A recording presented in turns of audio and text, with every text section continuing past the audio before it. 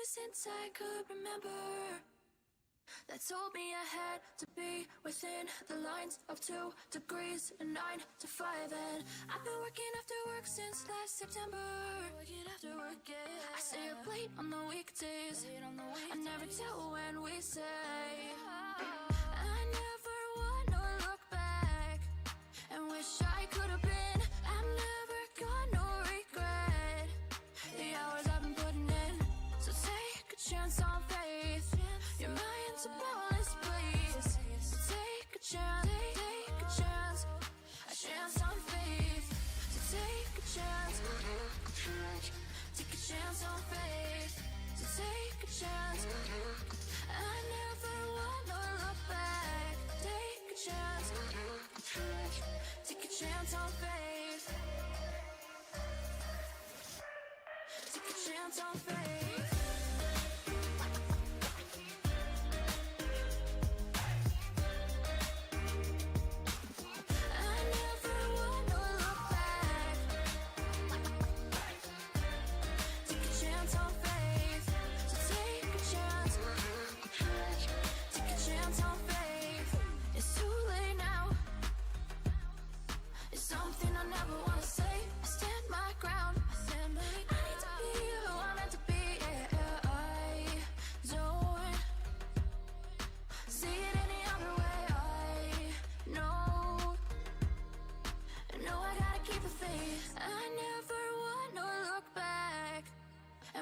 I could have been. I'm never gonna regret the hours I've been putting in.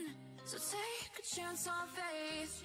Your mind's a boundless place. So take a chance, take a chance, a chance on faith. So take a chance, take a chance on faith. So take a chance. I never wanna look back. Take a chance. Take a chance on faith. So take a chance. Take a chance on faith.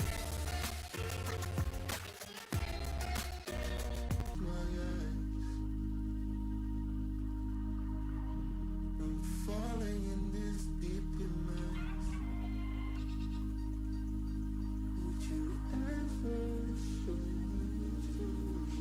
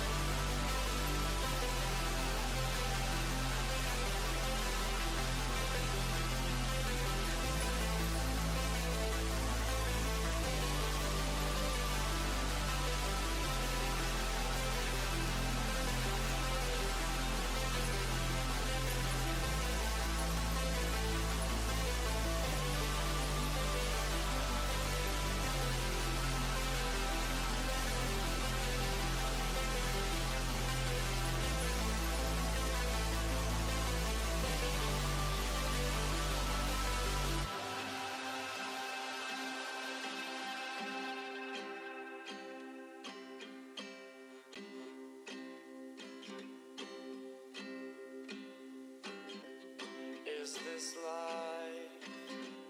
Is this life a life worth living? 'Cause I don't have the will in me to stand.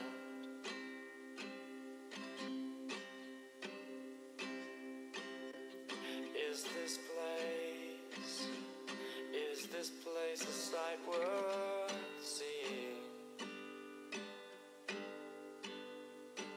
'Cause I don't have the strength in me to land.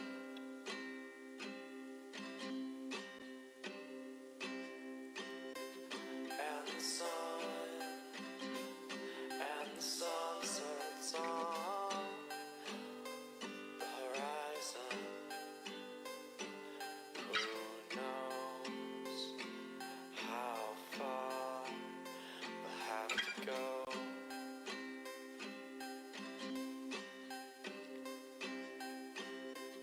And the rain, it burns like fire. We're so close yet so far from home.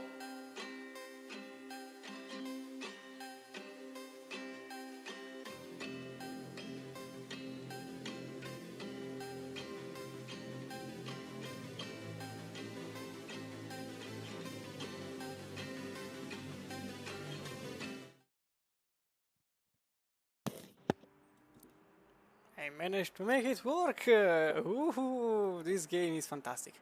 Welcome everybody, I'm Cristiano Romano, and here we are for the qualifying of the Sebring round in Le Mans Ultimate. Apologies for starting so late, but apparently an update came out which didn't put things right. To be fair, if anything, it makes them it made them worse. So I'll be honest, I was about to have a stroke with myself trying to speak and breathing at the same time. But apart from that, I am alive for now, and we are in, unfortunately, only for the hypercar class, since the GT3 class already showed up.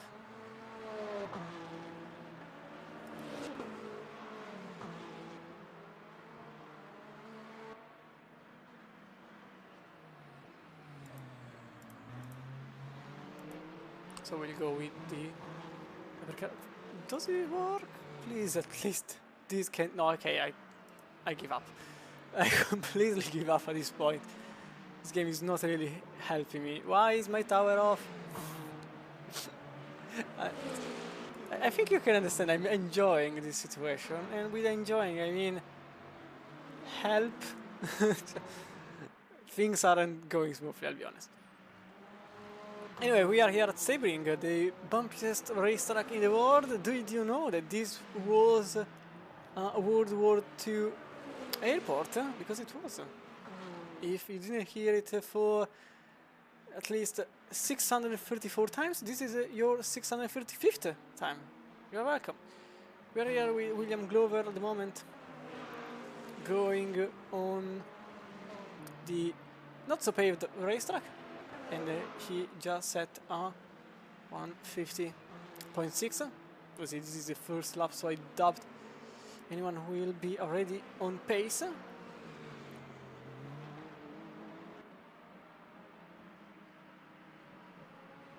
And for some reasons my game is at 140 FPS, huh? I think I will do some slightly... Okay, I need AMD to help me, because I don't want my GPU to fry itself, I just need 60 FPS.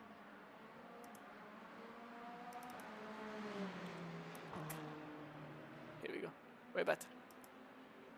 Now, Ultimate is not doing my GPU, which is actually quite smooth compared to the last time at Spa. I was running roughly at 30 FPS for some reasons. Now I effectively deleted the game and revamped it, and now I'm back with all the FPS in the world, and actually I could ramp up the graphic a tad bit.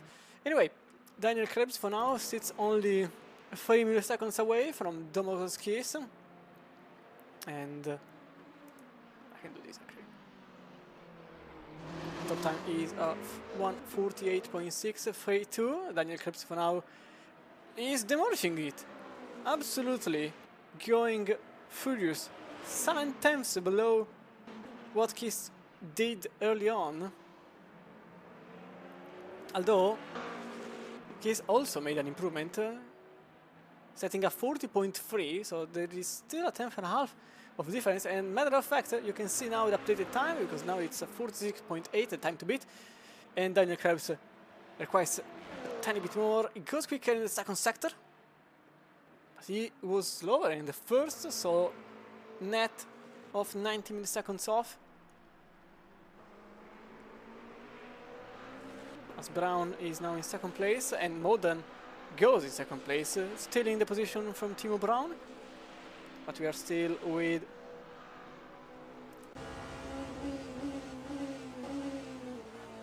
that's a lot of bumps for the Porsche 963, and that was a lot of lag. And Krebs goes in further with a 47.280.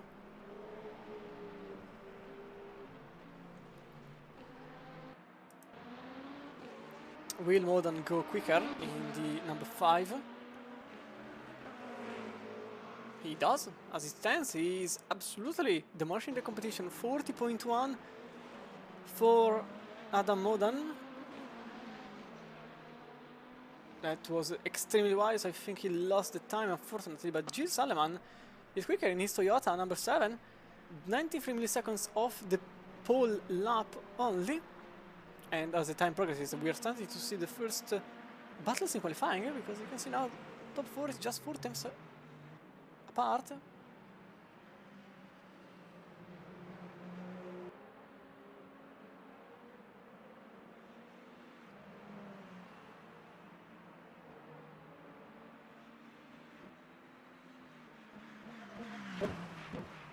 Toyota is always the oddest sound.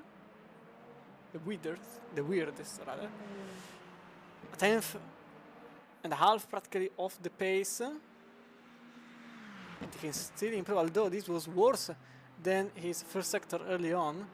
They still have only 4 minutes to go.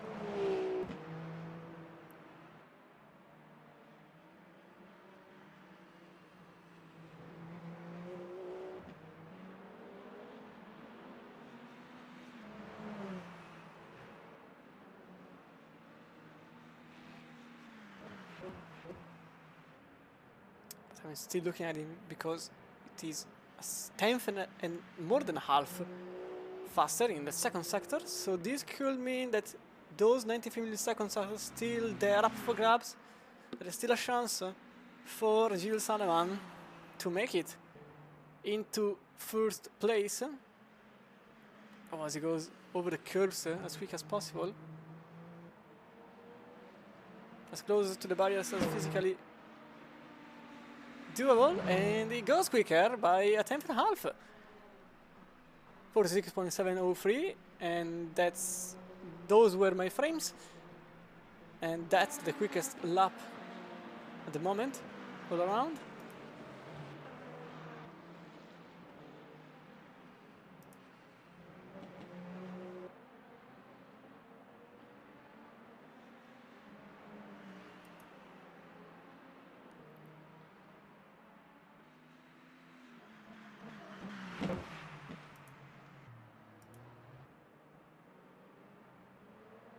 We'll stay with Gilles Salaman because I still think there is a chance for this car to go. Okay, that's a lot.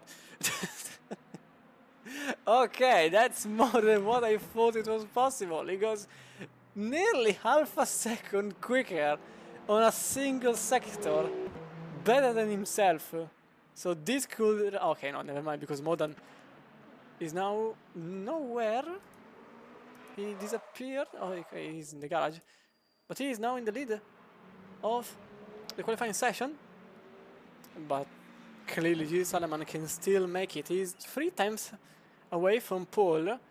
As it stands, he will be a tenth and a half away. And that was on me because I wasn't looking at the sectors because they don't really tell much. I was looking at Aleman, but Adam Modan went extremely quicker than Aleman.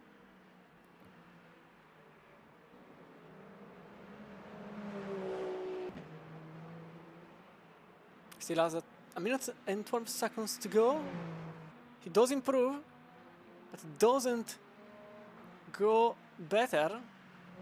And unfortunate because he could have gone quicker in the first sector. He's just lost a tiny bit and remaining second. The Peugeot versus Porsche. Still a fight that goes on. As we can see, just some cars are off. No, to be fair, just slight amount of them can still make it into pole. Adam Modan is into the pits, so it's Aleman's game to lose, or to win rather. This time, oh, that's a lot of gap. A tenth and a half, more than a tenth and a half away from P1. This gap,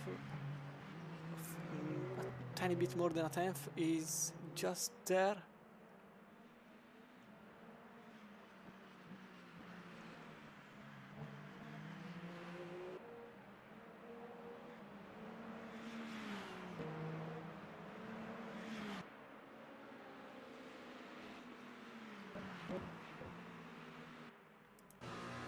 I don't think Aleman will be able to beat. It's quite honestly an impossible task for Aleman. It stands, so we'll go with Michel Diaz as GP Sodre. No, apologies, I think it's Jones just went. Someone went quicker than somebody else, but I just don't know who. I think Chris Jones just went in 8th place. The car number 38. This car number 5 is going to improve in...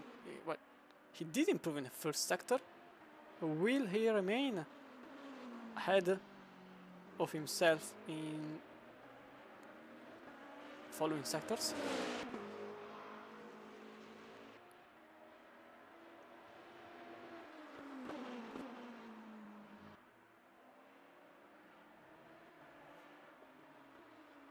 In any case, welcome everybody, welcome Alan, welcome Tom, welcome Lewis to look at this. For now, qualifying session, it goes a tiny bit slower, 17 milliseconds off the top second sector, so that was not a bad one. And as it stands, he could be en route to make it into third place. In his Porsche, oh, that was a bit wobbly. End of qualifying, end of the run, and it is a third place. He just missed it in the first sector, but he was the quickest in the third. As William Glover goes for 12. I think only Jack Evans remains, but he is essentially off the chart completely, so I don't think this will be any improvement for the BMW driver, which actually goes into the pits. So this was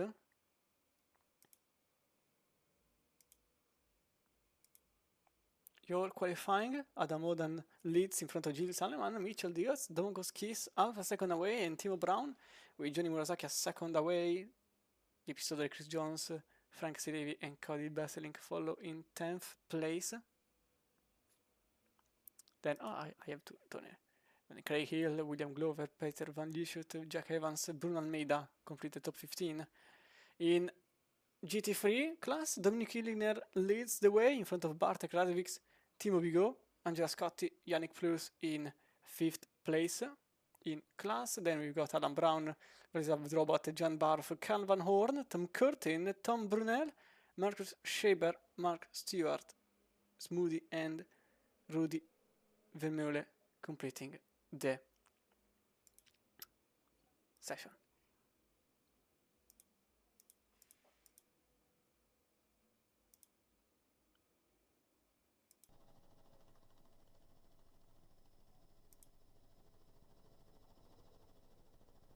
say the first row for Adam Modern and Jill Saleman in the Porsche and Toyota, then another Porsche, another Peugeot this time around. The 9X8 Volume 2 follows in row 3 Timo Brown and Johnny Munazaki.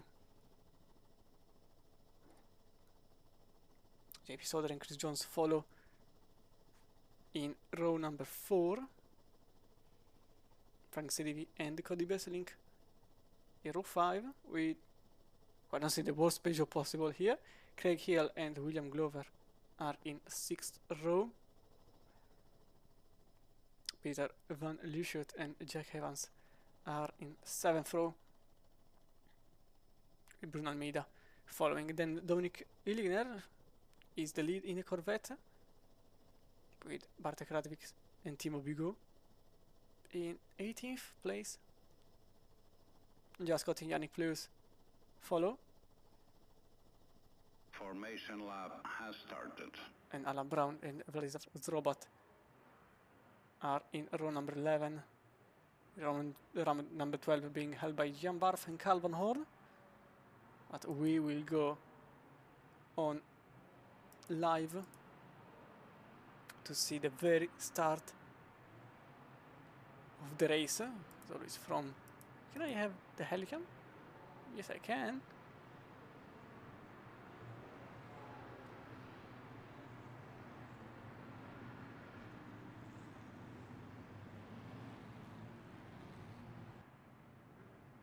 Obviously on the left is still... Wait, maybe I have to refresh it. Yes, I have. And as you can see, we are close to make it into the start. And green flag, and away we go with a lot of lag for some reasons. And all the cars in the view, they come into turn 1. There is a good overtaking opportunity for Jill Saleman on the outside. It's a bit difficult to make it, but they are side by side into turn 1 and then into turn 3. Oh, huge incident behind. I saw a car off completely. I think it was Craig Hill in number 93. I saw a Peugeot going sideways and then crashing with another car. But these two are still battling hard for position. You can see Modern is just ahead. Will he defend? And the answer is yes, he does.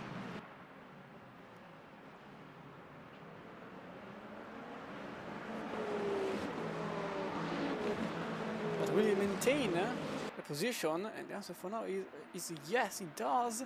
He remains in P1. Meanwhile, Michel Diaz is just following in P3 and then in P4. It is Domokos Kiss.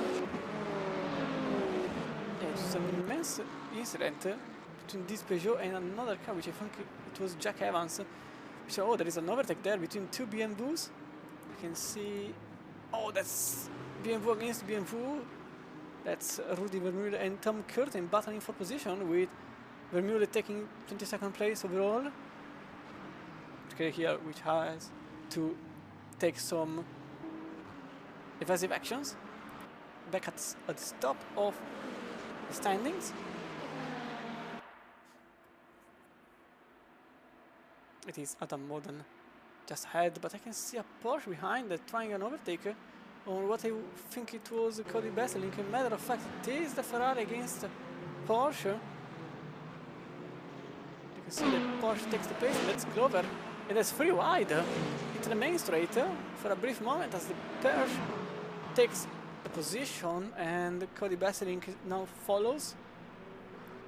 And that little tap between Besselink and Serivi, but they remain on the same positions with a Ferrari number 83 behind Peter Van Luschut following just there.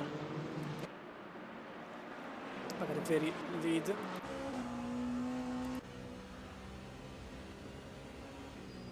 This time trying the outside.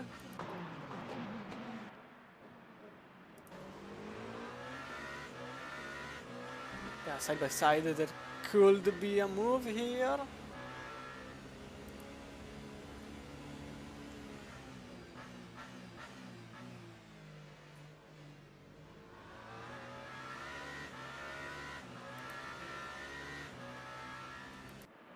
Something really happens between the two. So I'm seeing Brown currently in the pits.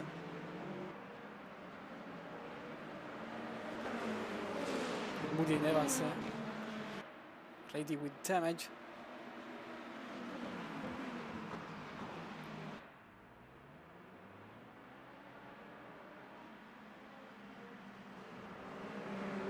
So number 7 follows quite closely.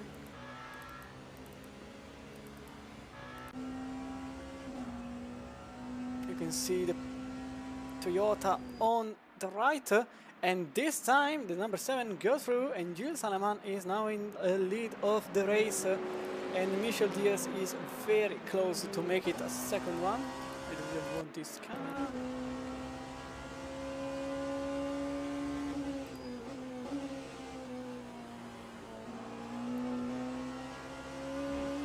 A bit on the grass, but nothing to worry about.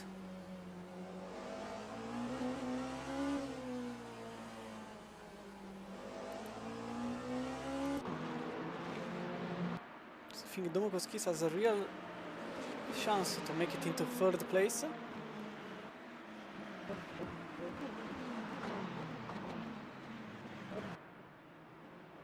As I made a terrible mistake somewhere, because he's now in the middle of the GT3 class that still has Iliner and Radovic in first and second, with Timo Bigo in third.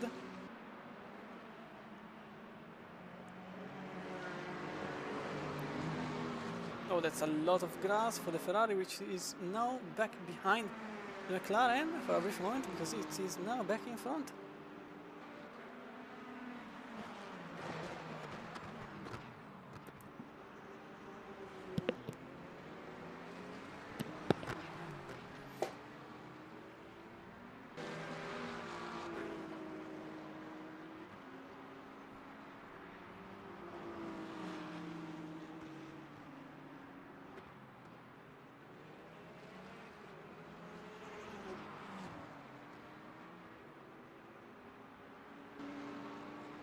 Stan Scott is just barely behind the BMW number 46 of Vladislav Drobat.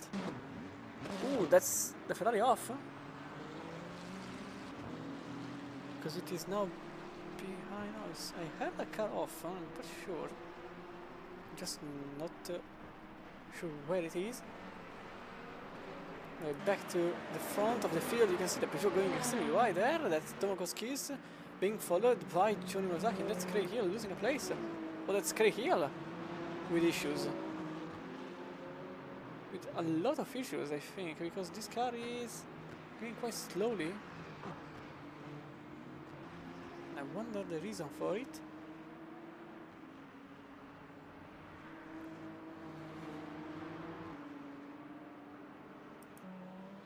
It's also here Jack Evans with some damage, which has been repaired early on.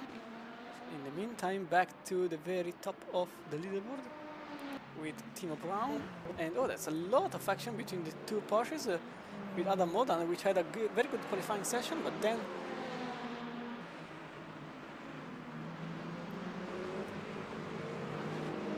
started to have some struggles in the very race.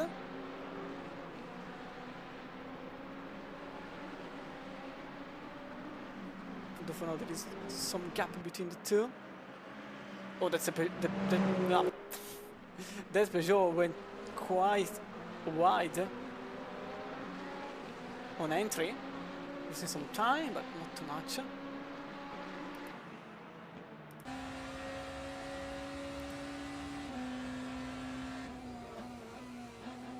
We'll follow Timo Brown, going extremely wide, nearly into the wall.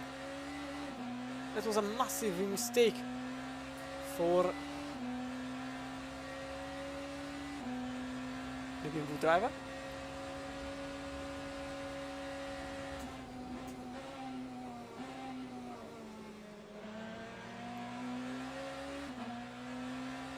The Toyota is off the track.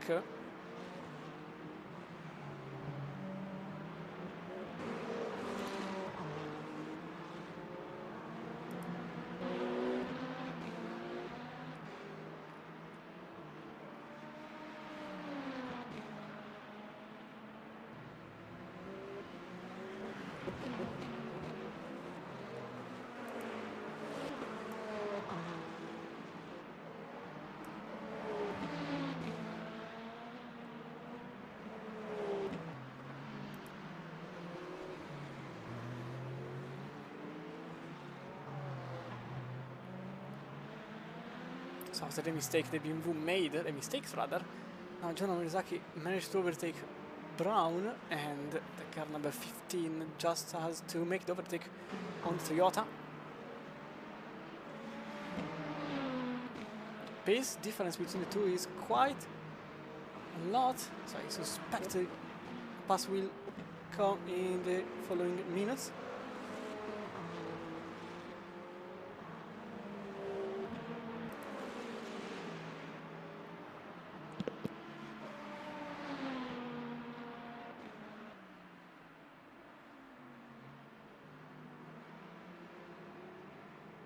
In terms of tires being used, we can see that nearly everybody, Van Lieshout is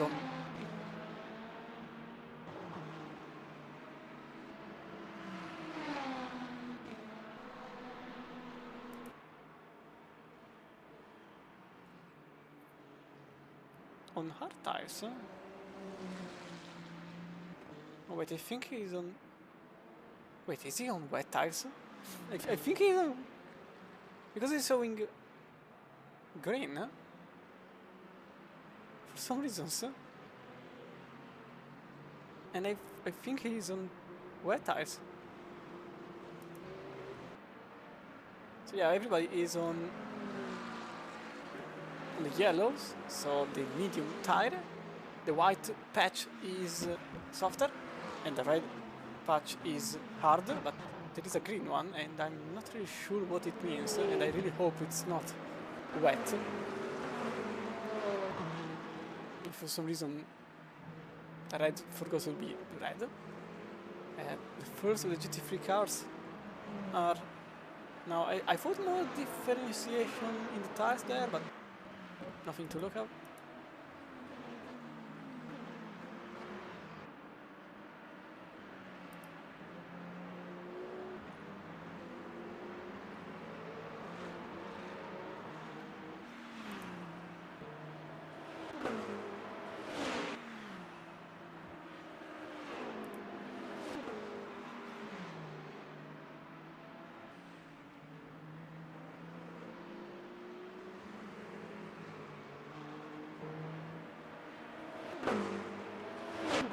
As it stands, Brown is very close, but was very close for a brief moment, but I still think he's very close. You can go on board.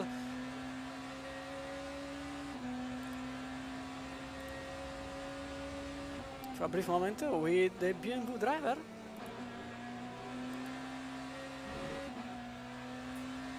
Unfortunately, the energy doesn't work in the stream, which makes me quite sad. Green Frozen came back into Spire again. Oh. Yeah, a bit of a tough luck for Brown there. The game frozen, so effectively a mechanical DNF, I would say. Yeah, not this game is having... Oh, there is a lockup! One of the greatest lockup I've seen in this game, which aren't many, to be honest, but I think the list is 3 entries long, but this is certainly the one at the top.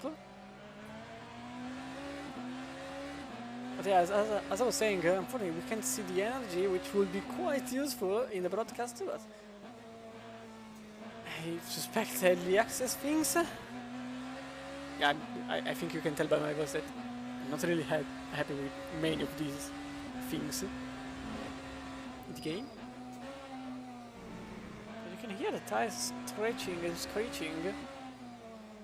This BMW is not having a good time.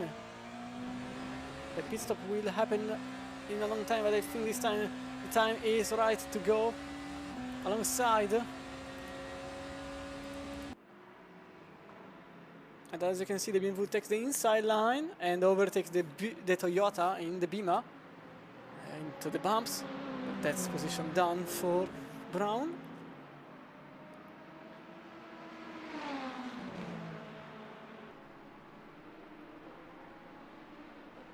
In the meantime, Radevic is here in second place in class.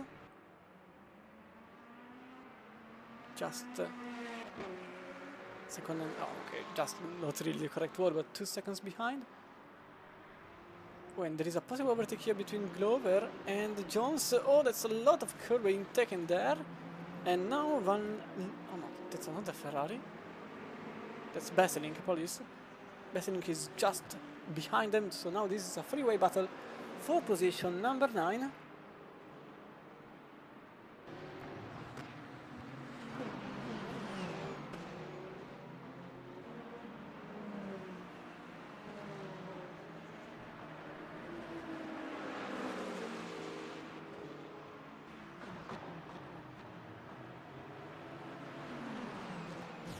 Oh, there's a lot of grass, and that's off, and the 38 of William Glover is into the barriers. After putting the car in the grass and demolishing the floor, and I had some damage. So now Besselink is ahead of Jones, so it was a double overtake for Besselink, as Jones remains in the same position as early on, and Besselink managed to jump up 2 places. Now he's in 9th place. Also Brown is back in 7th, not even 6th. So something else happened to this driver here. He is now battling with Sedevi. 15 had an issue somewhere. That's for certain.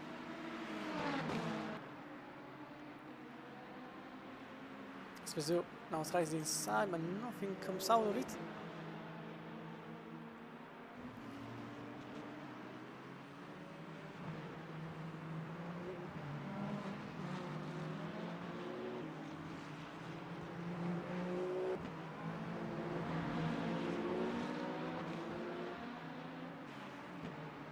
Very close to the BMW there, but that's the position done, I think, from Sedevi on Brown. Huh? Late on the brakes, that's a lockup, that's some contact, that's some grass too.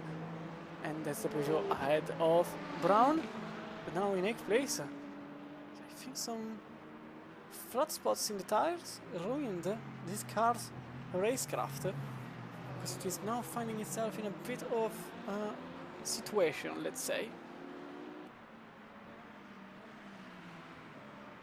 But as it stands, Diaz is very close to the car ahead at the moment, still keeping the battle for second on. Oh, that's a bit of an issue there between the Porsche and McLaren, leaving Diaz with a side-by-side situation, and that's also a position done by Diaz in the Porsche with the lights on. That's the only way to differentiate the two. I think that's still... Oh, that's unfortunate because the Corvette was just on the outside, putting Diaz in a bit of defensive mode. Oh, that's Kiss. That's Modan in the grass. So that's a position done. And Murasaki lost a place. He is now behind Brown and Sedevi. So apparently no one wants to be there. Oh, that's a lot of grass there. That's a BMW nearly tapping the Toyota. I think it actually tapped the Toyota. And that's Sedevi in 5th place, with Souther in 6th, and Brown only 7th. But behind him, it's Johnny Murasaki. So something happened to the number 8. Unfortunately, we were watching the battle for second unfolding, with Modan effectively not being there in terms of race pace.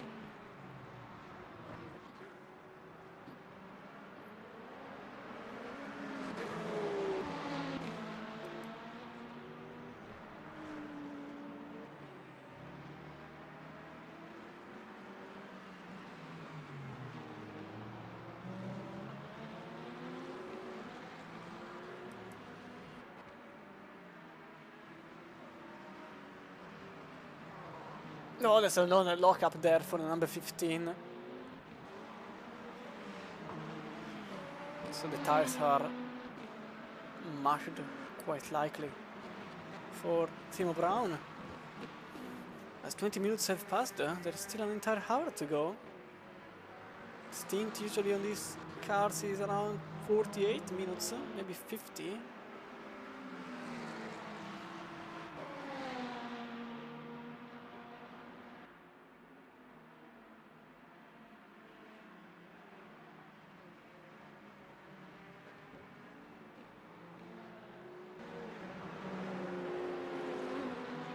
Murasaki effectively is one of the first cars to go into the pits, but that's extremely early. So probably it's also damage to be repaired for this car here.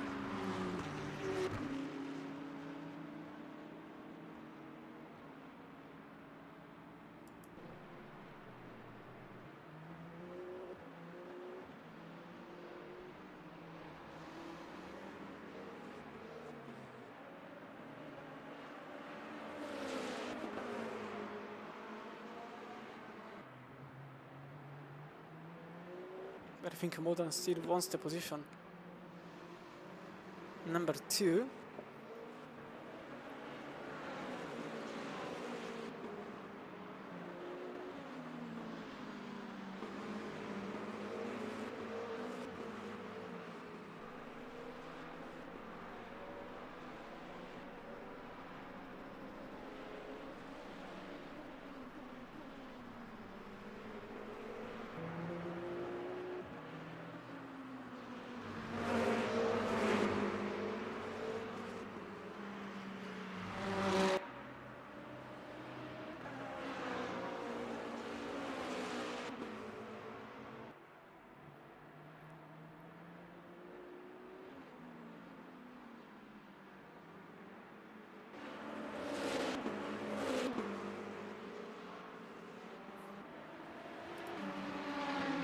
Tom Brown is very close to Soder.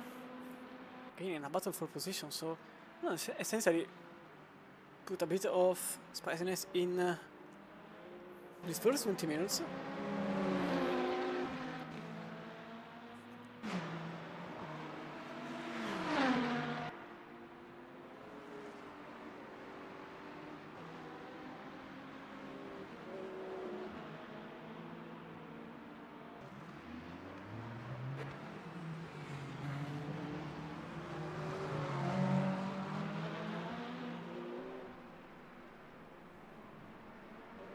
And oh, there is a car off there. I think it's a Toyota. That's Murasaki. That's Murasaki off into turn 4. I think it was. Oh, that's engine blown. Or yeah, that's done.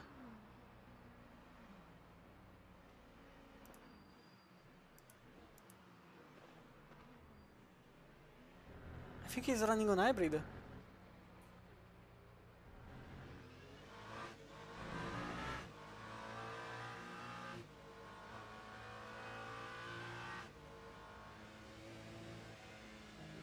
Something is happening to this car. I'm trying to understand, I'll be honest. Apart from the fact that it doesn't have a rear wing. So something, some damage happened there, but I'm trying to understand if it's running on hybrid only.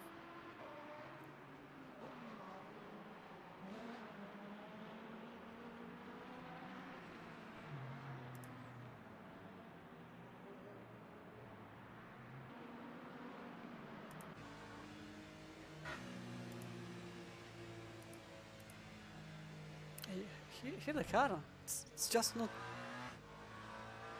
going.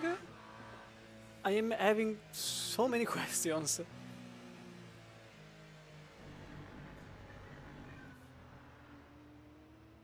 But here he goes into the pizza.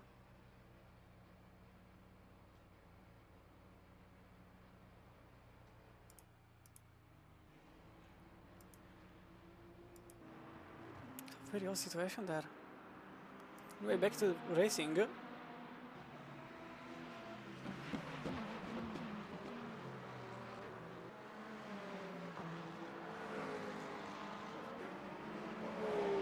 is now Brown close to Sodre.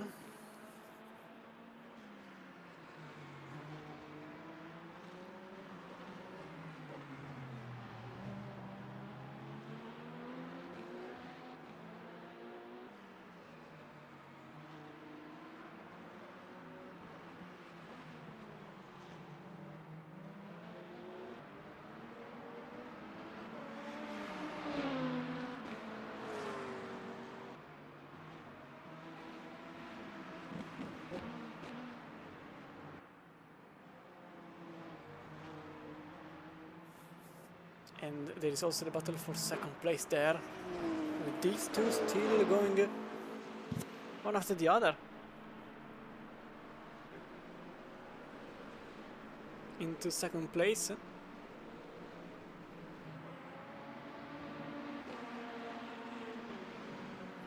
There's another yellow flag. I can't see where it is.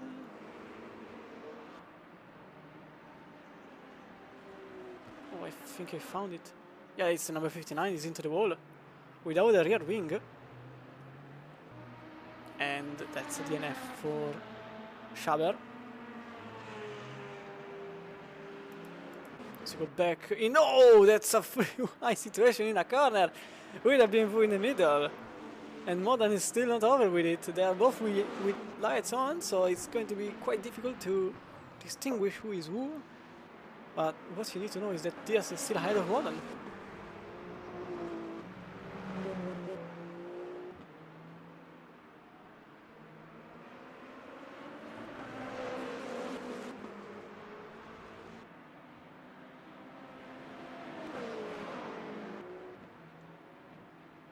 They're a tiny bit gapped from each other.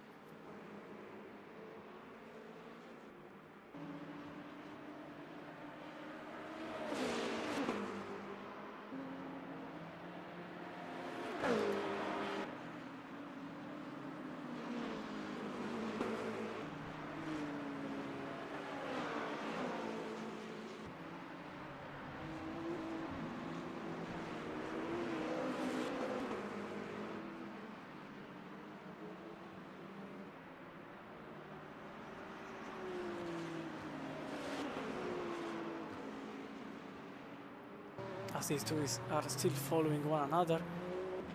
And I think there could be a chance here on the outside for Modern. There was a fault, and now he goes for a cutback, but the Ferrari is just in the middle, and there can't be a chance for overtake there. It's number 5. We can go simply. I have to correct this thing here, because I would like to. Okay, thank yellow. So into our onboard camera.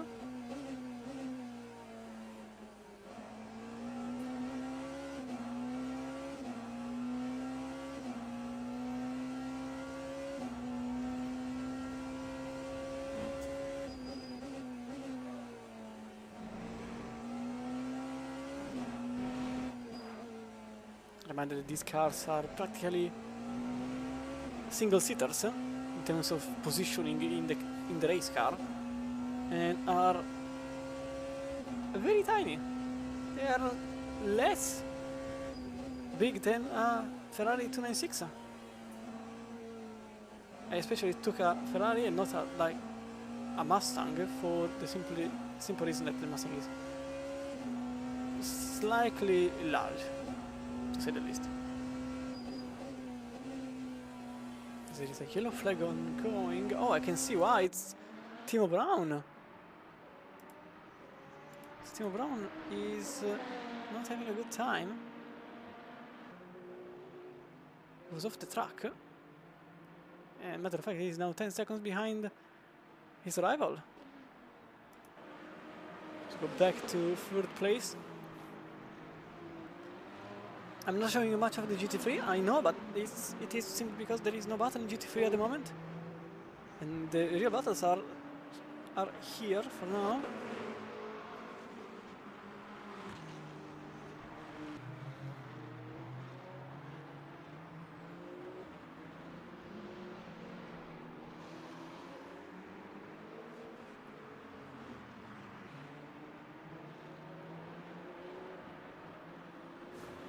Oh, there is a contact between the Porsche and the BMW with the loudest noise possible.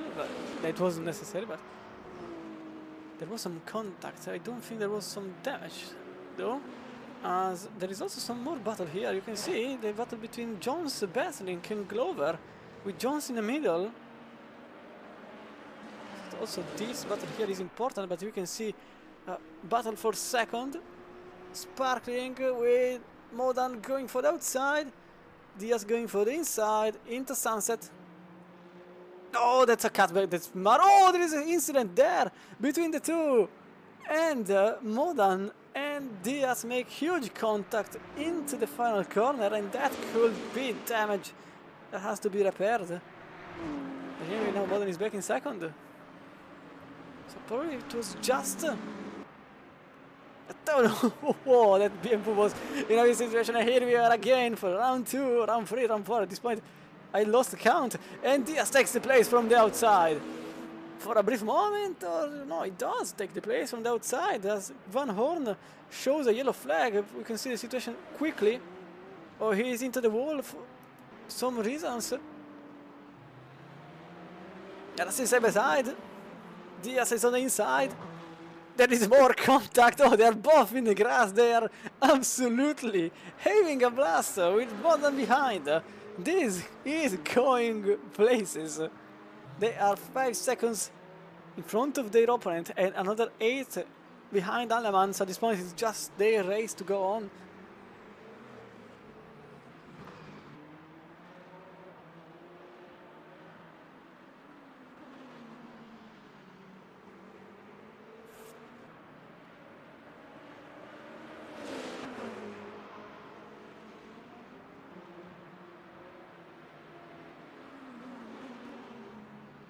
As we know, I had some clear struggles.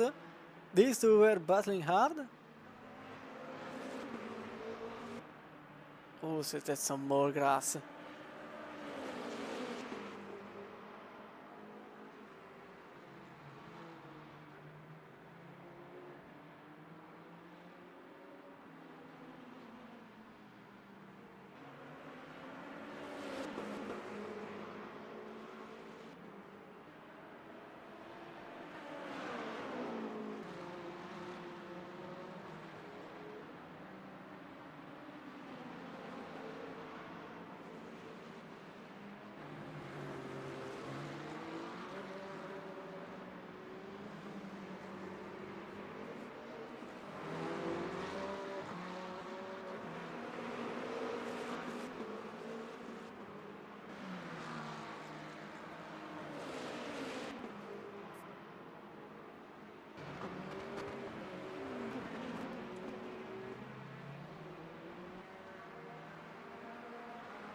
Another bit of wheel spin.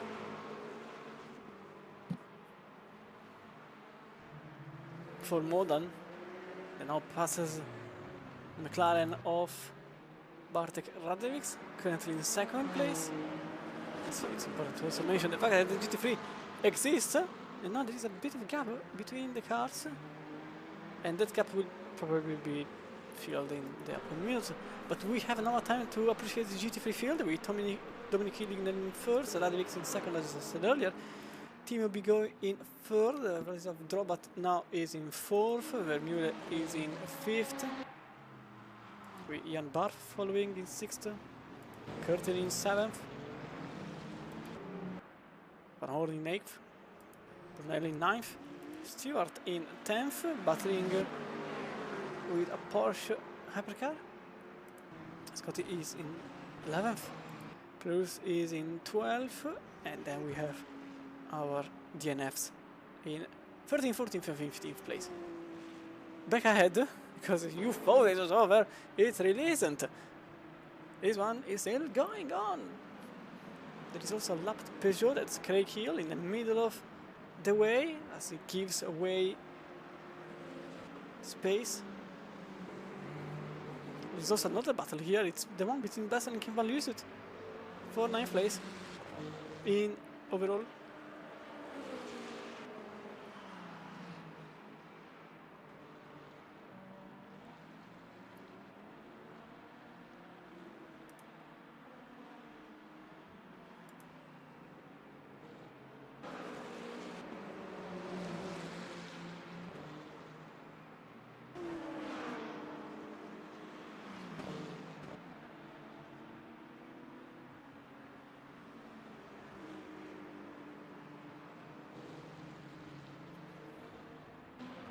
These two are battling quite hard as it stands, but there is not yet an aggressive move going compared to at least the second and third place battle, which was slightly more conventional, let's say, because the simulating there is this good and bad habit of not really. Oh, that's a lot of lockup there for one shoot. Therefore, apologies. No, wait. I think it was Almeida, to be fair. That you can't really make door-to-door battles because of the damage modeling in both iRacing and ACC. ACC famous for the glue and bump situation, where you either stay attached and then rapidly become made of rubber, and iRacing where it's well made, but you know, sport. Oh, that's a lot of off track there. The 4x, that's a lot of rallycross. The 4x ghost simply follows you. While here, I'm starting to think that maybe one of the strong points of this game is that you can go side by side and bang to door. That's a terrible sentence to say, I just noticed. Door to door. So this could be the good strength for this game. Also the fact that you have some good tracks, a fraction of the cost of iRacing. That's quite the thing, because you don't need a subscription, you have plenty of racetracks, though not as many as ACC, but you'll get through it.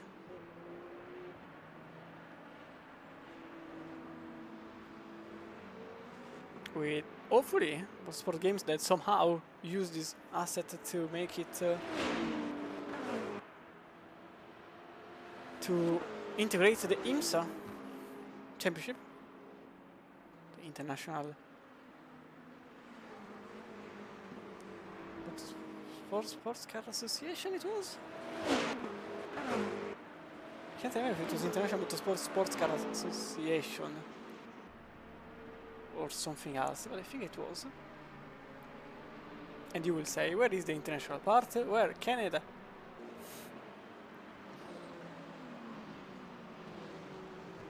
Canada exists, so that's why the international side. Though it's quite a lot of a loose wire. And hey, it will work. You know, of this, the gap between Gilles Salleman and Gilles Salleman made a mistake. He lost 1.5 seconds in the last sector. Oh no, okay, it was just the live interval that was a bit off.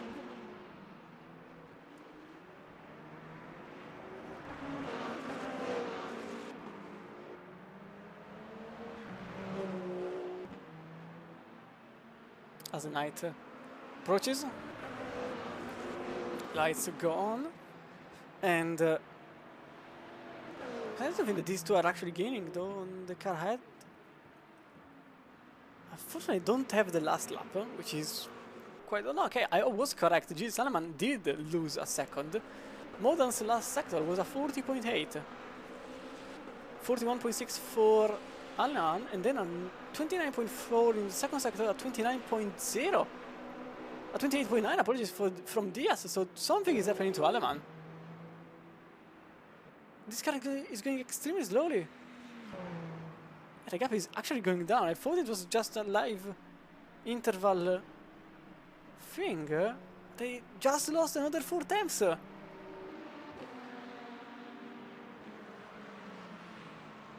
Gilles Salleman lost another 4 tenths of a second. This time to Modan rather than Diaz. It's not a good look. Gap earlier on it was quite large. I wonder if it was a mistake that put dirt on the tires or something else, but we need to wait for the first sector to come. 5.9, yeah, Something happened. 40.4. No, okay, this sector is a good one. This sector is a good one.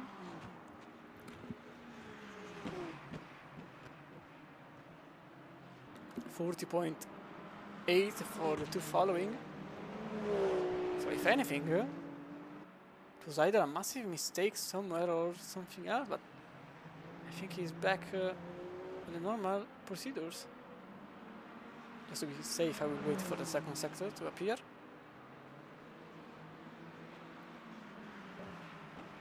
At 29.1, so he lost 3 times. It's either tire degradation, flat spots, something is a bit off.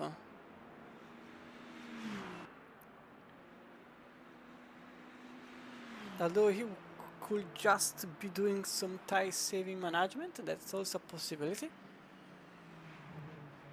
Even because the best lap for this driver here is a 47.2, while the two following just managed a 47.8 and 47.9. 38.2 was the last sector for Aleman. So 49.2 for Diaz, which is extremely close to the car ahead.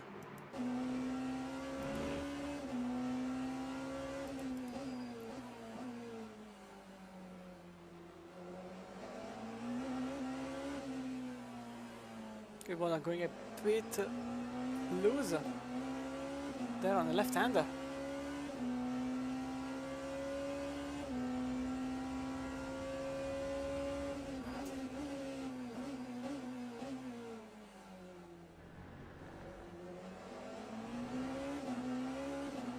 We're getting into the 40 minutes mark. Yeah, I think Aleman was just saving tires because now the times are back at the usual procedure. Matter of fact,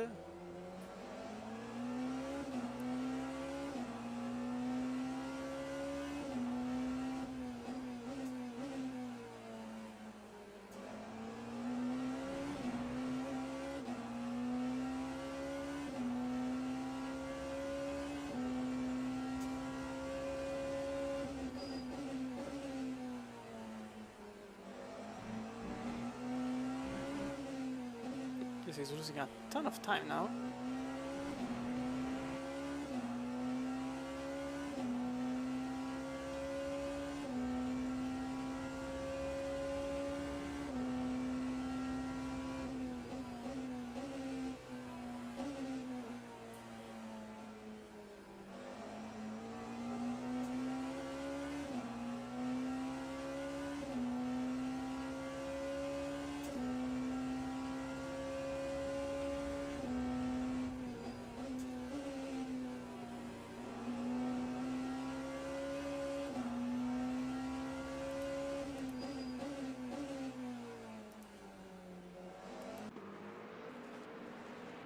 So Modan took a lot of time, but now that I think about it, I think there's been an overtake between Diaz and Modan.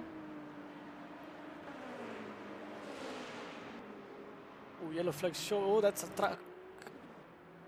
Not clear because 38 went into the wall. At the final corner, you can see the tires simply marking the tarmac. Can't see if... Okay, this car is damaged.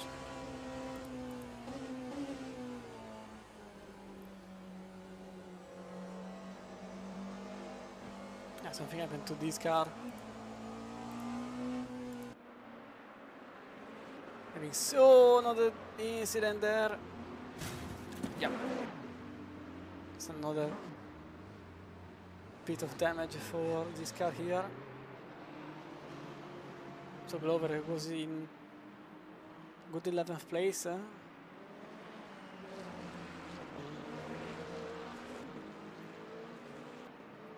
now he will be obliged to go into the pits.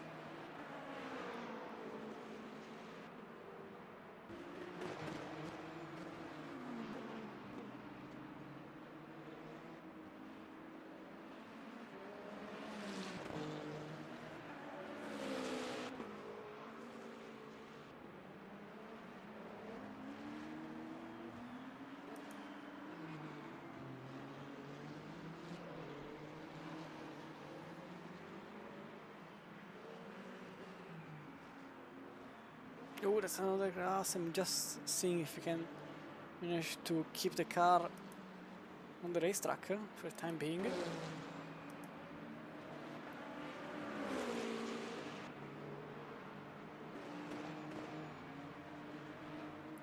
35 minutes to go. The pit stop phase will start shortly, and this is the first eight going into the pits. And I just saw the people on. Oh, okay, these it's cardboard. Practically, these are cardboard people. Look at them, PS2 version kind of people. It's the first time I saw them. Not that in ACC are any better, not to speak about iRacing, because in iRacing it's just painfully awful. But these are even worse, somehow.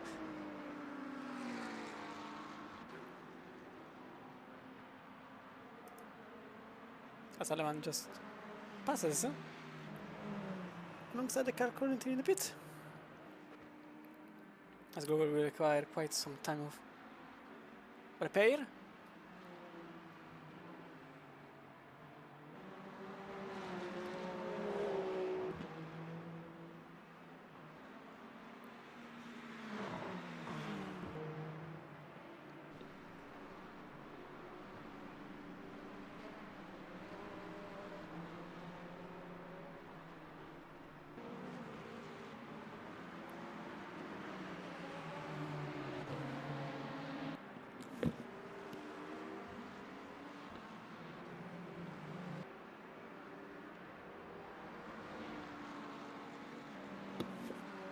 I will give you a bit of oh,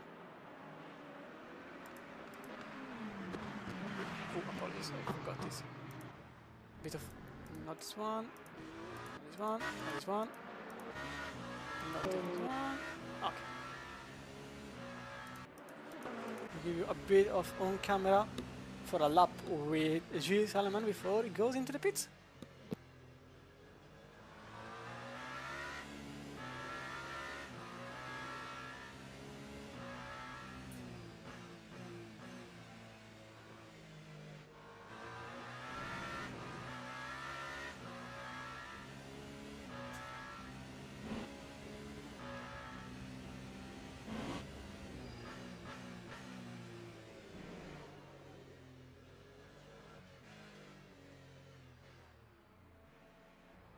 That was a bit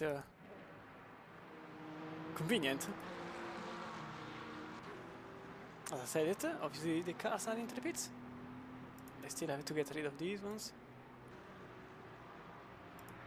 So we'll see if they switch tires.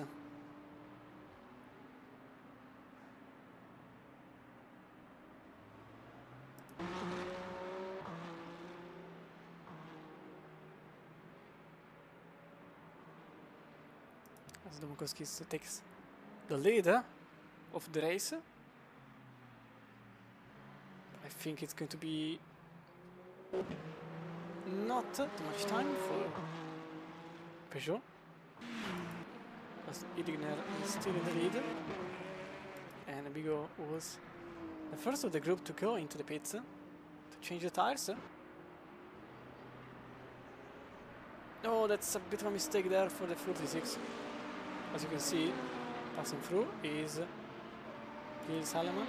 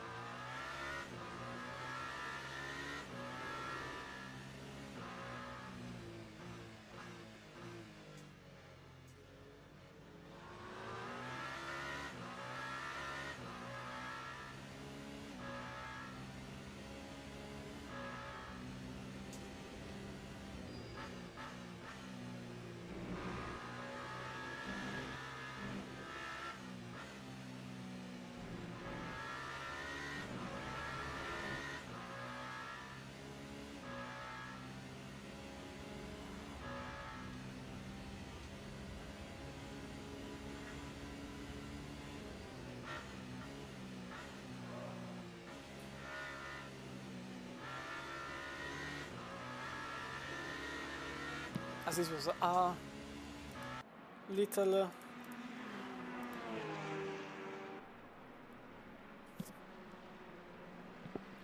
lap with our driver still in the lead.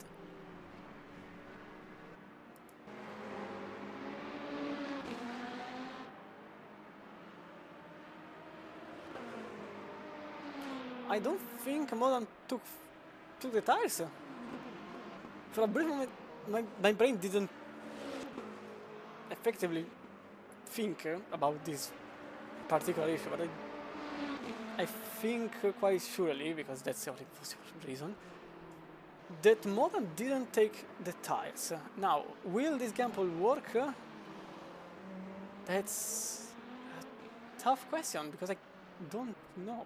I'll be honest, because this is completely different from ECC, and I have honestly little experience with this setting, but usually in WEC and IMSA, the tires work for more than a stint without issues.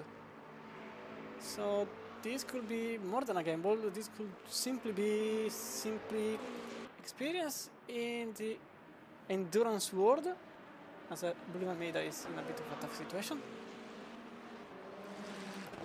Because effectively you don't need to change tires every time, you just need to put fuel, or rather virtual energy, in the car. Because the cars work with an odd mix of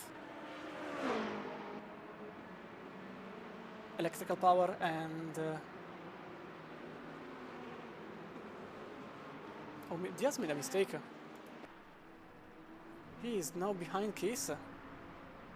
Diaz made a terrible mistake somewhere, because he is now behind Diaz. Behind Keys. Yeah, Diaz being behind Diaz will be a first. This car was early on battling with Modan, who is now in the lead because he didn't change the tires. Can't see an issue, so possibly did it in the first sector.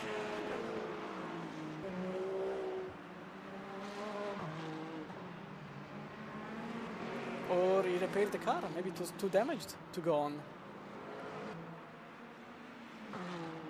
That's also a likelihood. Back to this, Modern could be on to something, because with 27 minutes to go, it's not a lot of time. For a moment I became German. I heard my accent, it was a bit like Jardier, I don't know why. And yeah, this could be a working gamble. This could actually go forward in a good way. He's not losing too much time, he's losing about 2 times, maybe 3 per lap. The first 2 sectors it was a 10th, plus a 10th and a half, making it 2.5 tenths. The third, which isn't that hard on tires, it's a 38.5, remember it was 2.5. Just have to wait a tiny bit. Yeah, I actually went quicker. By 3 times on Aleman. So yeah, the strategy actually worked. This is endurance experience for us. In fact, it's not a must-do to change tires. These are great tires, the Michelin ones. Arguably better than the Pirelli ones, by a mile, I'll be honest. Okay, the Pirelli in F1 have to degrade, but let's talk about WRC, shall we? Oh no, we cannot anymore, because look at this, it's uncooked time. There is a reason for it. And yeah, usually Pirelli are awful. And the Michelins are actually quite well done. They can last several stints even. I remember in Qatar last year, I think one of the Ferraris went for a triple stint on one of the tires. I think it was the inner tires, quite obviously, not the outer ones. And yeah, if you're an endurance fan, you know that you don't have to change the tires, especially for an 80-minute stints. For 80-minute stints, and I really think that Modern could win this race by strategy alone. And Kiss could go into third for the very same reason, because he was way more than 10 seconds away prior to the pits on Alman. And okay, now he's 20 seconds, apologies. Yeah, because 20 seconds is the interval, but I think it was more than 20. But in any case, he is now in third, so although I think Diaz will be quite quicker on this stint. Situation in GT3 is pretty much the same. Oh, there is a BMW there off track. But Radovich is 4 seconds away from Milik there at the moment.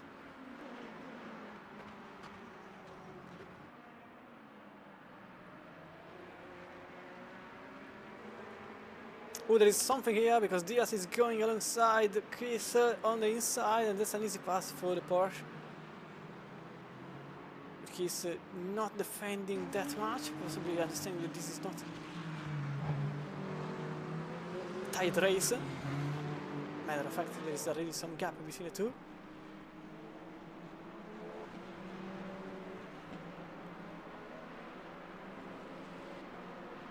It helps that the Peugeot is a bit of a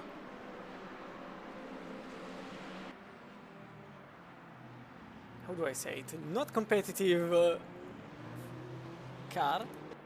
And again, you can see there Almeida having a bit of a trouble. So the car in the hairpin.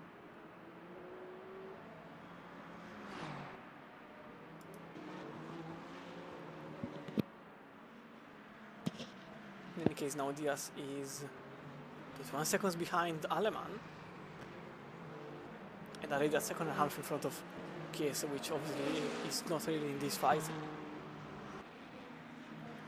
So we'll go with Barf and Curtin battling for 6th place.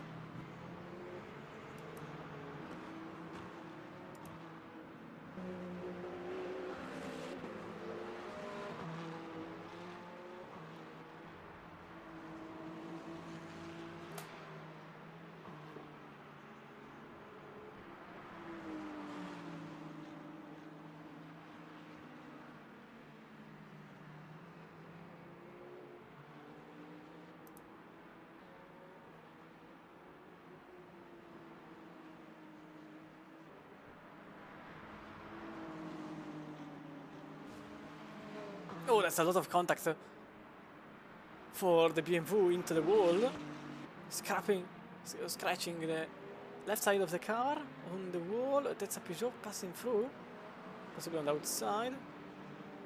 Oh, nailed on the grass. Oh, that's a lot of grass there for the Peugeot, nearly losing the rear altogether.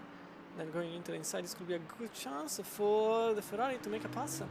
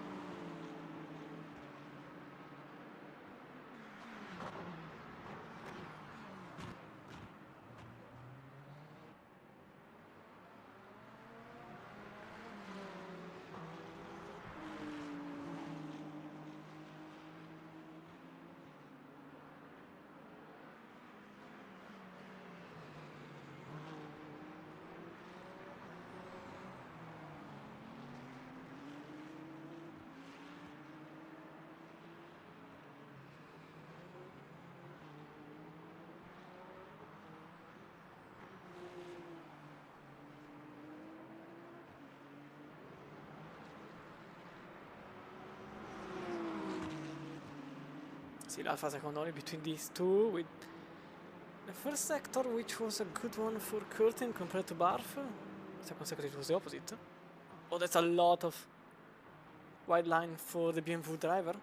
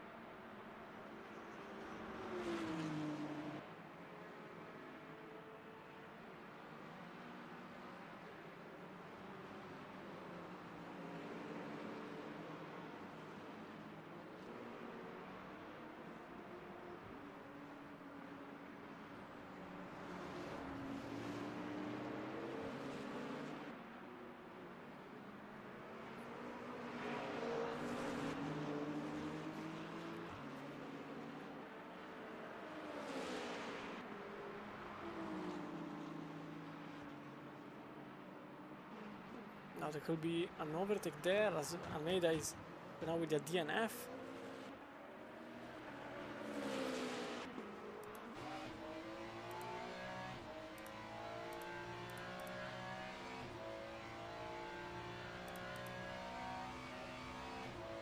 As the stars are bright in the sky, and that's a drone. That's a nice thing. See, I didn't see it. There was a drone in the sky.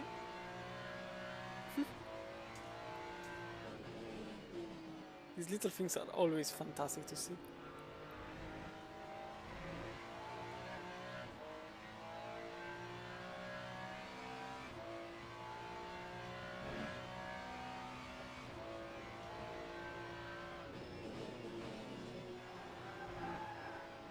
Oh, the real slipped off quite a lot there for Barf as the BMWs in hypercar class passes through.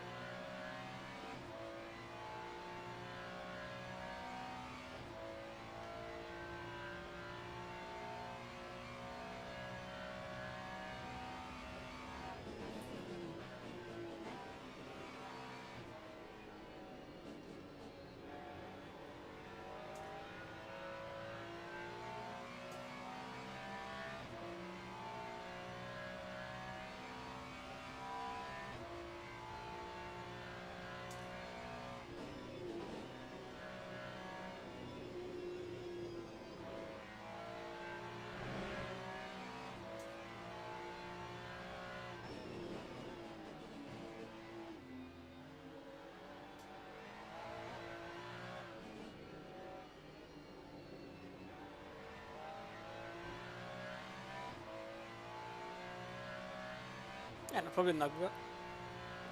Pleased to make it for you all.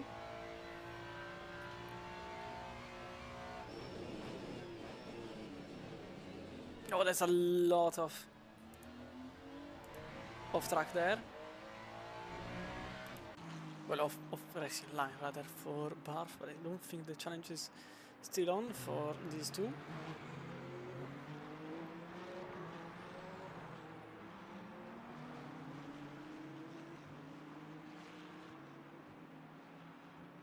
Unfortunately, there isn't much going on.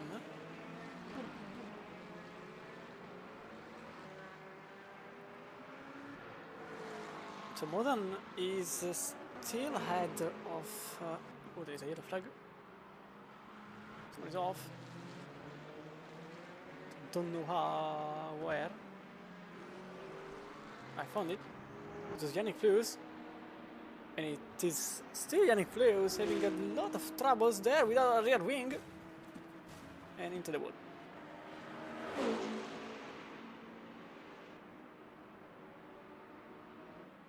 And into the pits. So this is a race over for Fleus. Which I think lost the rear on the hairpin. So as I was saying, Adam Modern is still ahead, not by the same amount of time, but certainly gained.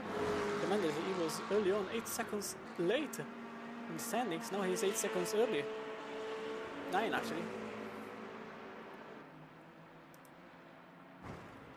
Ooh, another car is off. I heard a lot of damage. Oh, I found it. It is Baselink. The car is not moving. Now it is... what is it? It's back moving, but that's a position lost on Jones. And I think the car needs to be repaired because you can see the Ferrari behind there is a GT3-1 and it's nearly going to overtake. This car actually is overtaking it. Yeah, this is not having a good time.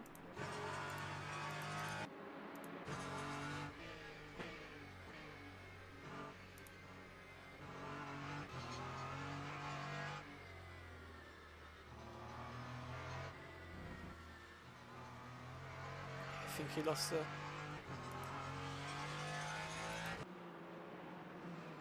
he certainly has a suspension damage. I can't see any aerodynamic damage. Suspension is not there. Damage model here, which is quite more unforgiving than SEC's one. Yeah, you can can see some damage on the left part, on the rear left part. So there's certainly some suspension damage, and if so, he will go into the pits and lose more time. Even if he is an entire minute behind.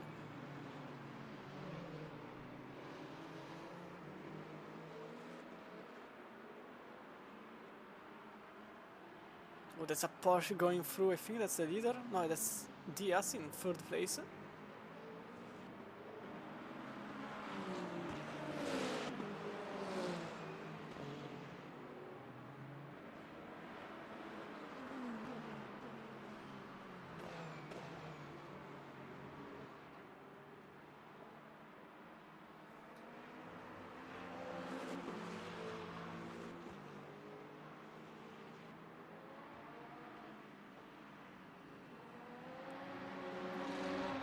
Yeah, that's lounge into the pits for the Ferrari driver.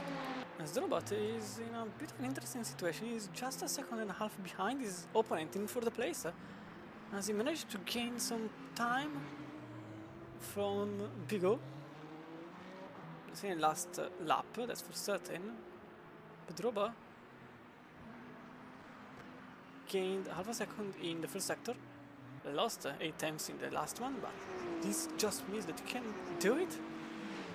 33.1 for Bigot and 33.2, but still it is a net positive from early on. It's a battle between the BMWs, and Modan lost completely the tires. He's now only... No, I think he just made a terrible mistake in this first sector, because he just set a 41.8. Compared to 40.7 for Aleman, 12 minutes prior to the end. So be certain we will have to wait for at least the second sector.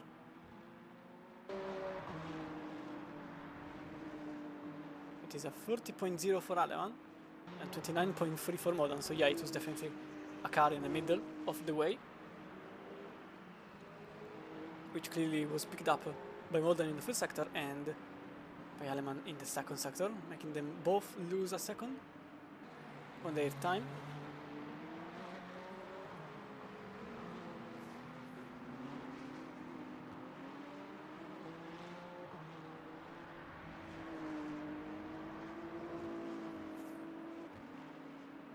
Besselink is still in the pits.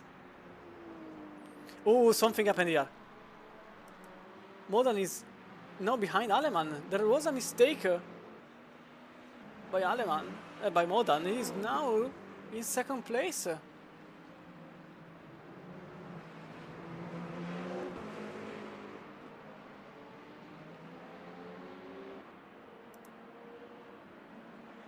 I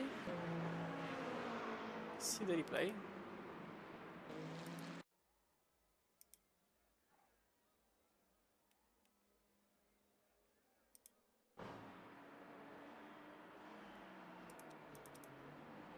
Oh, that's why. He lost the car on the hairpin. And losing completely the car there. Apologies for the quite horrible transition, but I still haven't managed to understand how replays work. This is the quicker way.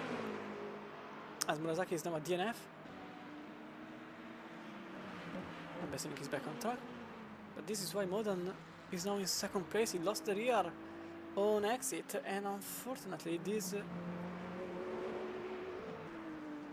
puts Aleman back in the lead. And the question is, will Modan manage to somehow gain the lead on used tires on a car which is quite frankly faster than him? Unless a surprise happens, which is still possible.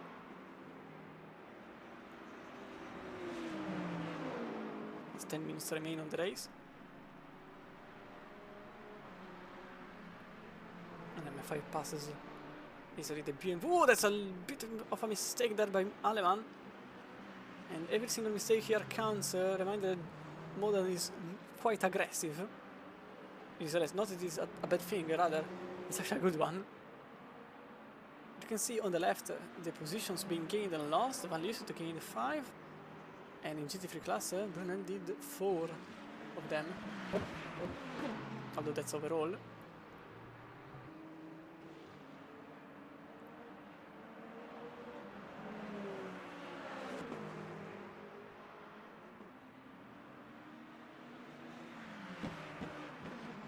The gap is an entire second, so I highly doubt that any battle will sparkle between the two, but it just takes a single LMGT3 to... Ooh, yellow flag showing, and there is a cut-off. That's Jack Evans.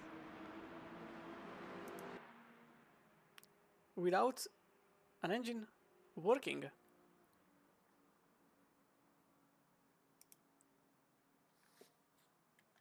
Okay, something happened to this car here.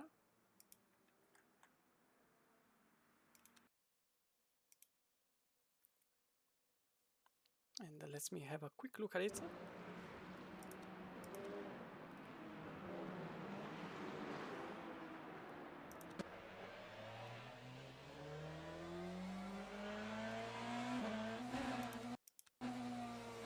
Everything seems normal.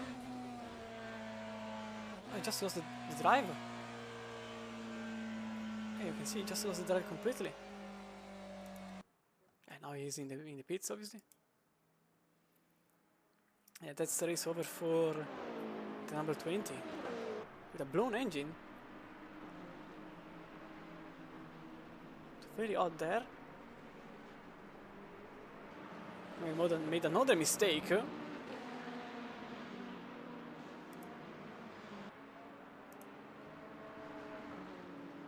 But whatever he made, did he take damage?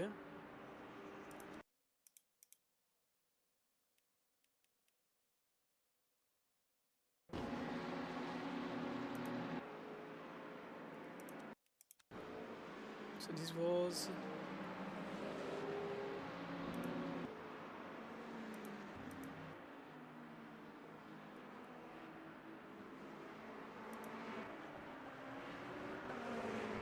I don't think he...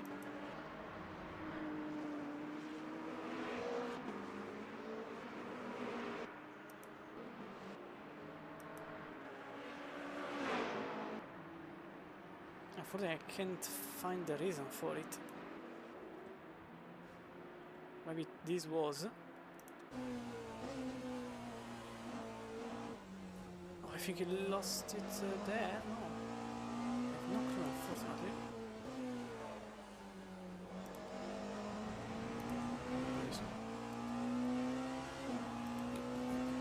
Something happened to Adam Modan.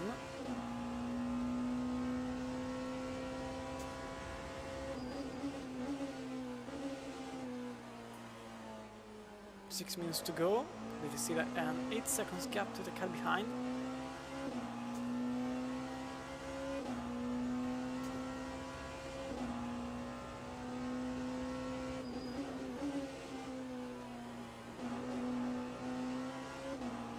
As Barth and Curtin are still battling for position number 6 here in class.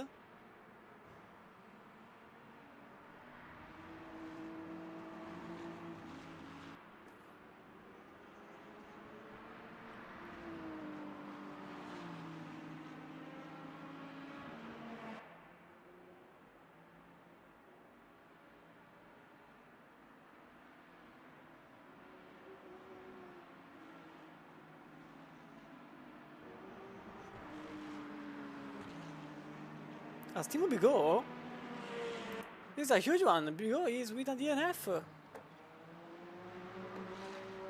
I think it was a disconnection. I would like to quickly see, but I think this could be a disconnection for our driver that was in 3rd place.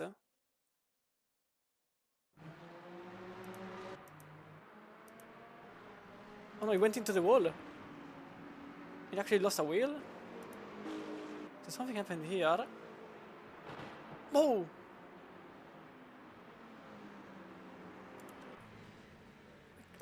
What?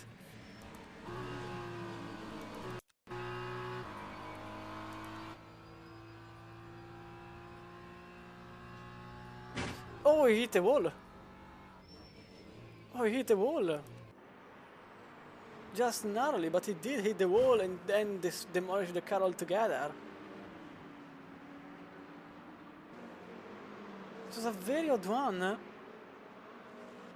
Yeah, obviously he tried to brake and then the car was simply thrown into the wall. So yeah, Timo Bigoti is now off the race. He was in third, so now Drobat inherits third place in class. It's a very odd one. A lot of late surprises. Another cut off. It's Van Horn and Angela Scotti both made contact. Scotti is now in front of Van Horn. For 8th place. As both Ian Barth and and as Brunel is now ahead of Scotti and Van Horn. So everything is falling apart at the last moments. Only 3 minutes to go and everyone decided that they don't want to race in these cars anymore.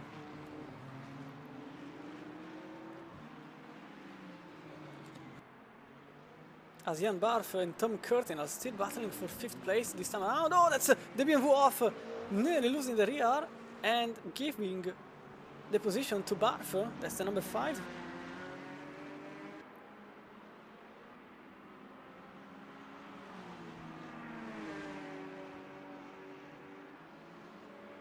So at last, Barth managed to gain position on his opponent. As the situation here still unfolds, Brunel is still ahead of Scotti, but just barely. And then Van Horn follows.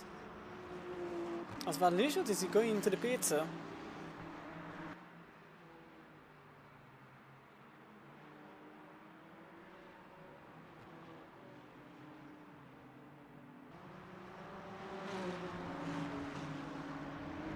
As a yellow flag shows off, as Jones is into the grass. I don't think he made contact with anything.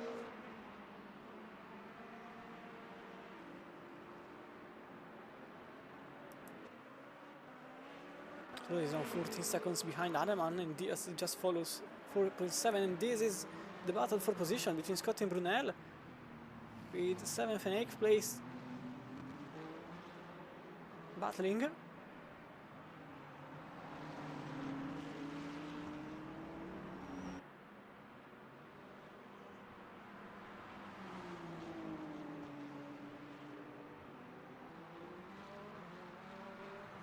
As also there is the battle still going on for 5th place, although Curtin is now the car behind. And even he is now in the pits. What is happening? Everything is falling apart all of a sudden. I'm quite surprised by all of it. Although I really think that Aleman is in his last lap. In fact, white flag being shown to the leader. This is Aleman's last lap around the American racetrack. But we still have a battle to look at. This one here for 5th place.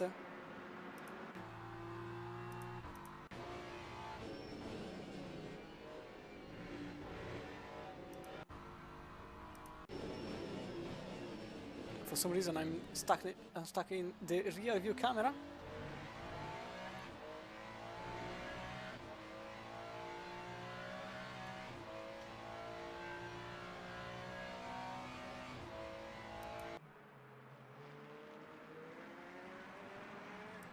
Aleman is just now getting to the 2 cars battling, but I'm quite sure he will overtake them before the flag approaches.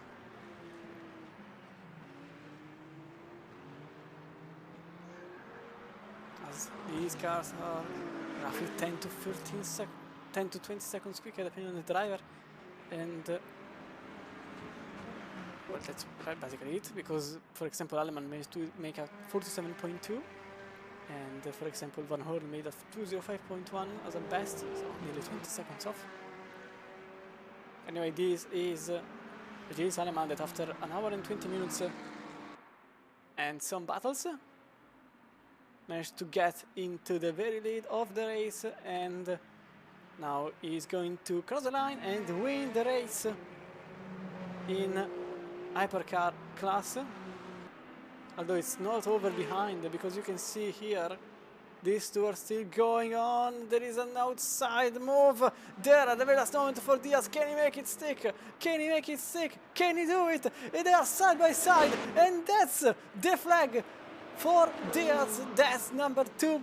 That's a position for Mitchell Diaz, with Model losing the position on the very last moment. With Domokoski is now arriving in 4th place. I think Hiliner is still driving. This will take 4th place. With Sedevi in 5th. With Sodre, with Brown, with Jones, with Hill, then Valisut, Bestlink and Glover. In the LMGT3 we have Iligner still racing. Then Radovic, Droba, Vermeulen, Barf, Curtin, Scotty, Brunel, and then Van Horn and Stewart completing the leaderboard. Yeah, this is still Iligner being the only LMGT3 on the lap.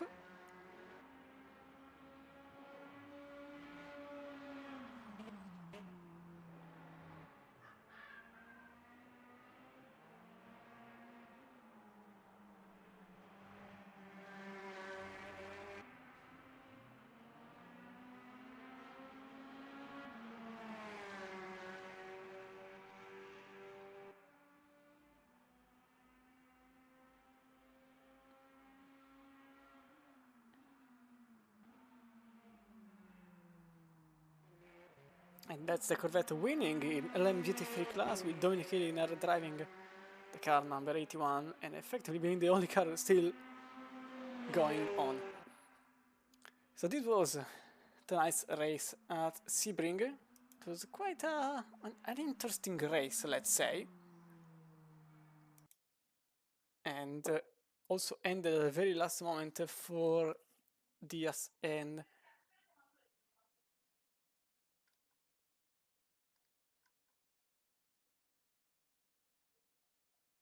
okay, everything works.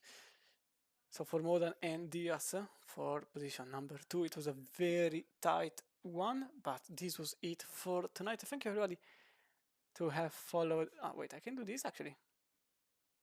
Apologies.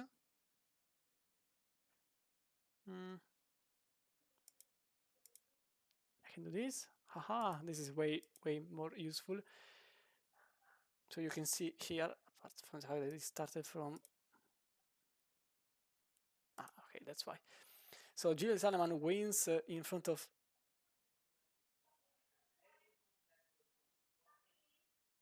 Why did Modern? Oh wait, Modern finished in 7th actually. Because of a penalty? Was it because it didn't change the tires? Huh? If it was a rule, I apologize. I didn't know it was a rule to mandatorily change the tires. So Chris effectively inherits the 3rd place, with Frank Sedevi, Soder following, and Timo Brown in 6th place. Modern only 7th, unfortunately. Then Chris Jones in 8th, Craig Hill and Peter Van Liesut complete the top 10. Then we've got Cody Bessenk and William Glover. Then Dominic Iligner wins in LMGT3 with Bartek Radovic, Vladislav Drobat, Rudy Vermeulen, John Barf, Tom Curtin, Angelo Scotti, Tom Brunel in 20th place. And then Carl Van Horn and Mark Stewart complete the finishing field, with Jack Evans, Timo Bigo, Murasaki, Almeida, Plius, Schaber, Moody and Brown not finishing the race. So now I can say thank you everybody to have followed the race. I hope you all had a good time following this Sebring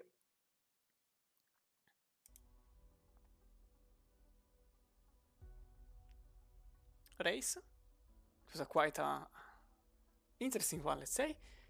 and full of last moments and overtakes. But in the end, this was it for tonight. Thank you everybody to have followed tonight's race. I will see you all next week on Thursday. And until then, good evening, good night, wherever you are in the world. And see you next time. Bye.